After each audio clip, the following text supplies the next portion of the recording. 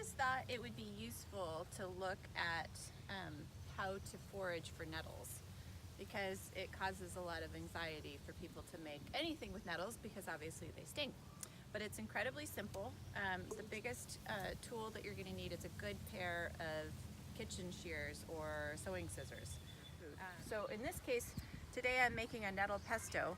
A pesto basically means any kind of herb or green, pulverized with olive oil and usually garlic, and sometimes a form of like a pesto made with basil and pine nuts is the most traditional. In this case, I'm going to make a nettle sesame because I have sesame seeds in the cupboard.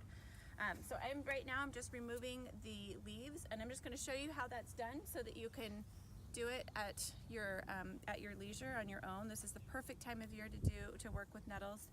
They're incredibly good for respiratory health, for allergies. They've been tremendous for lots of people in helping address seasonal allergies. Two things that you want to know about working with nettles for food.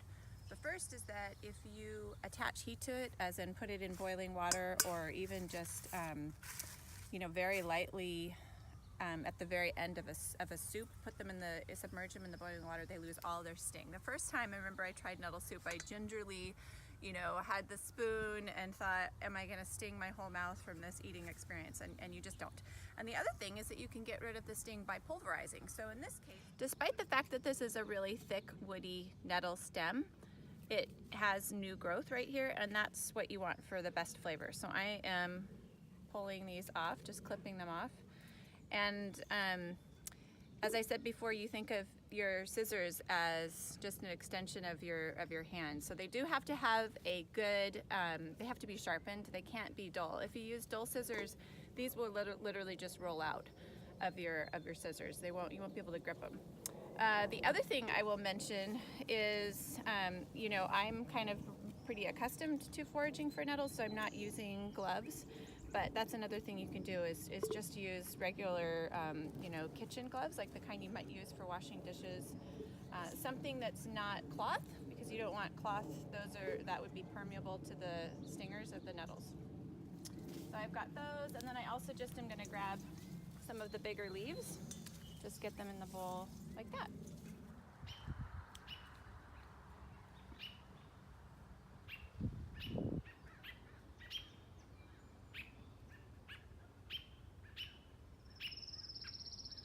Here's another section of the yard. These nettles are closer to the ground, less mature, and I just wanted to show you what that looks like to just simply cut the top of a nettle. I have nettles here. I'm using the bowl to shelter myself, and I'm just going to cut the top off of that. It will probably fall down, and I will grab it with my scissors and put it in here.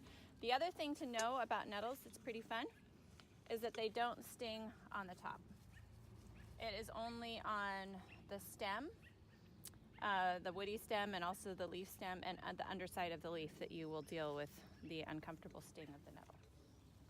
Them from there on. And that's how you avoid getting stung while making delicious nettle pesto.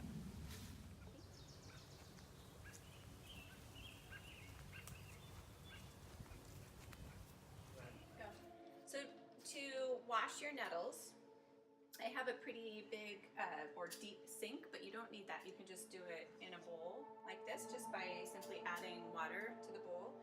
Or you can use your sink, any size, and just make sure you wash the sink out pretty well beforehand. Fill it with nice cold water and use tongs to handle the nettles and just agitate them in the water.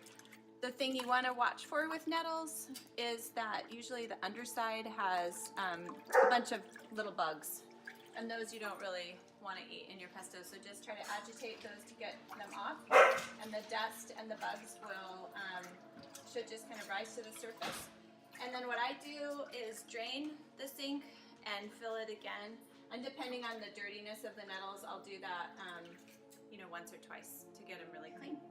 And then transfer them to a sieve or to your